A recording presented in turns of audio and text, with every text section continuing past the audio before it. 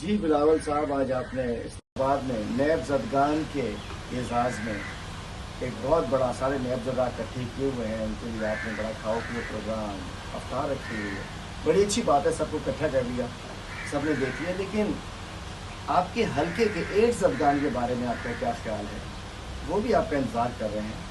اس NAB زدگان کو اپنے پاس بلانے سے پہلے، ان کو اکٹھا کرنے سے پہلے بیچارے اپنے حلقے کے لاڑکانہ کے 8 زدگان سے تو مل لیا ہوتا.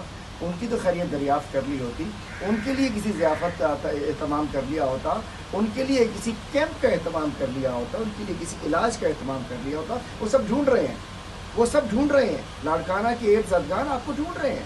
دوسری بات، تحریک چلائیے، ضرور چلائیے، لیکن چلائیے کہ وہ 40 لاکھ گندم کی بوریاں کون کھا گیا، ان کے لیے تحریک چلائیے.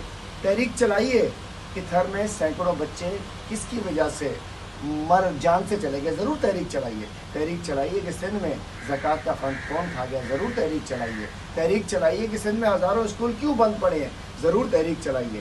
صرف نیب زدگان کو اکٹھا کر لیے نیب بچاؤ تحریک چلانے سے کچھ نہیں ہوگا.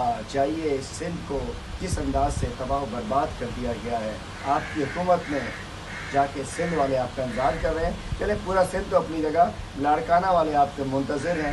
ان کے لیے بھی کوئی جس طریقے سے آج آپ نے سارے نیب زدگان کو اکٹھا کیا ہے، وہ بیچارے HIV ایڈس کے پازیٹیو 8 زدگان جو ہے، جن کو آپ نے روٹی کپڑا اور مکان کا وعدہ کیا اور سندھ کے عوام کو ایڈس دے دیا، لاڑکانہ کے عوام کو ایڈس دے دی، وہ آپ کا انتظار کر رہے ہیں.